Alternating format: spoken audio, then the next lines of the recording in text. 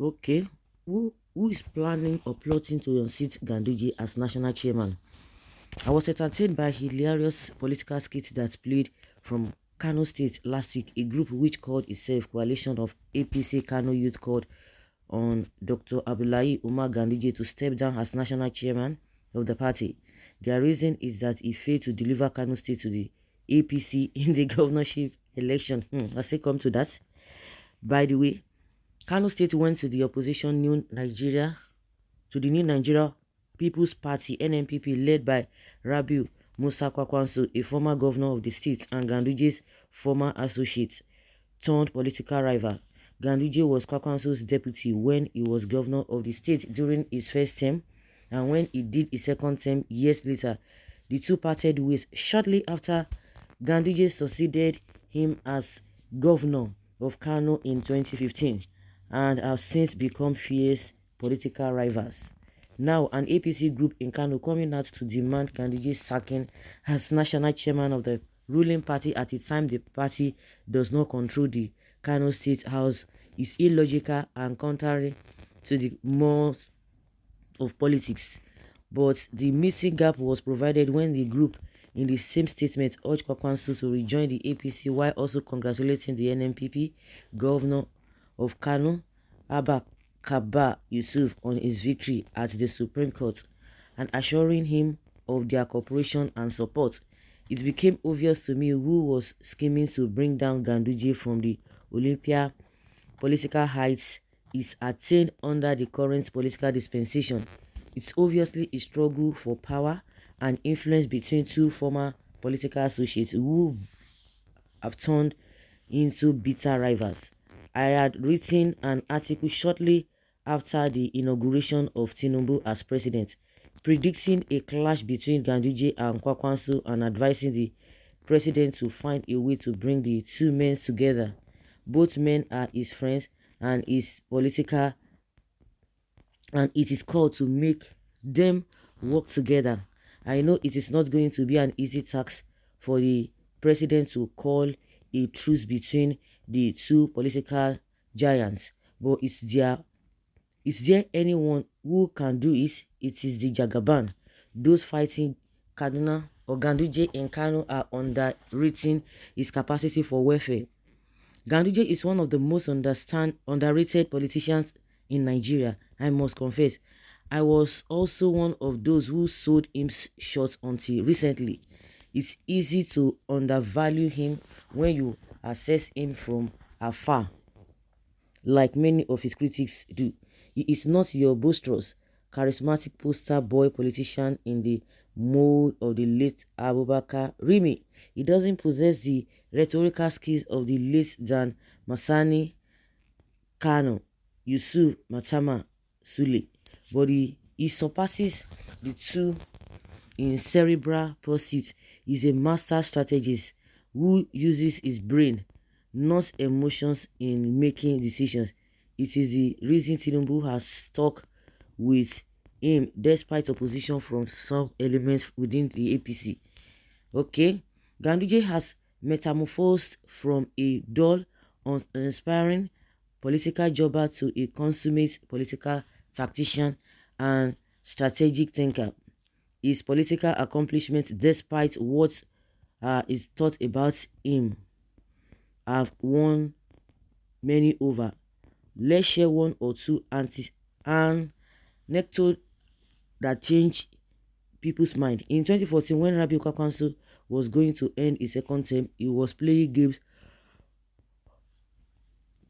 and kept everyone guessing about who would get his support among about four of his associates, including Ganduje, who were jostling to take over from him.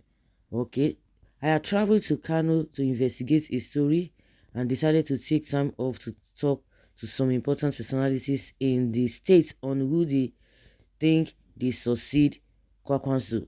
One of those I spoke to was a female commissioner. It was Kwakwanso's government. I don't even want to mention her name, who I believe was in the inner caucus of the then Kwakwanso, Governor Kwakwanso. When I asked her the question, she replied with the same question. She asked me, who I thought Kwankwaso would support. I have no problem giving her my answer. I told her straight away, I don't even know who you will support, but I know it is not going to be Ganduje. She laughed and asked me why. I explained to her that I didn't even think Ganduje would be smart or intelligent enough to hold a state as complex as Kano. She laughed again before getting serious with me. That was when she told me who Ganduje was and what he meant to the administration of Kwankwaso. She said Ganduje was the brain behind Kwankwaso's administration. She said they were aware that Kwankwaso was unwilling to back him, but that I should watch out. Of course, Ganduje got the Kano APC ticket and eventually became a two-term governor, even after falling out with Kwankwaso in the second year of his first term. In the 2023 presidential election, no one gave APC's presidential candidate Bola Tinubu any chance against Kwankwaso and Atiku Abubakar, two politically strong northerners. In fact, everyone thought Kwankwaso, who had a cult fellowship among the youth, would sweep the states and leave nothing for the others. Moreover, ex-President Muhammadu Buhari seemed to have totally ruined whatever chances the party had with the Naira redesign policy, which came amid fuel scarcity. There was palpable anger on the streets of Kano, so much that Buhari was advised not to visit the state, but aides of Ganduje I spoke to at the time were confident the party would not fail. They said Ganduje was on the ground. Ganduje too had publicly assured Tinubu that his party would win Kano. The APC did not win the presidential election, but Tinubu beat Atiku Abubakar to the second spot and secured more than 35% of the votes. A lawyer friend who also told me a story of his encounter with Ganduje. He said it was after he emerged national chairman of the APC. He had gone with a group for a presentation. He recalled that Ganduje appeared to be sleeping throughout the hour-long talk, but when it was time to respond, his response was the most incisive. He started respecting the man from that day. By now, his foes in Kano must know who he is. He's a cerebral fighter. He reminds me of late Bola Ige, who boasted during the fight against Nigeria's military junta, who annulled the June 12 presidential election, that they would be defeated without the pro-democracy movement firing a single shot. President Tinubu knows his man well enough not to put him down. In the heady days leading to the 2023 election, Ganduje stuck with him. Only a man of strong conviction could do that. People like Ganduje and the others, including Malam Nasser El-Rufai, are men of convictions who deserve whatever position they get in Tinubu's government.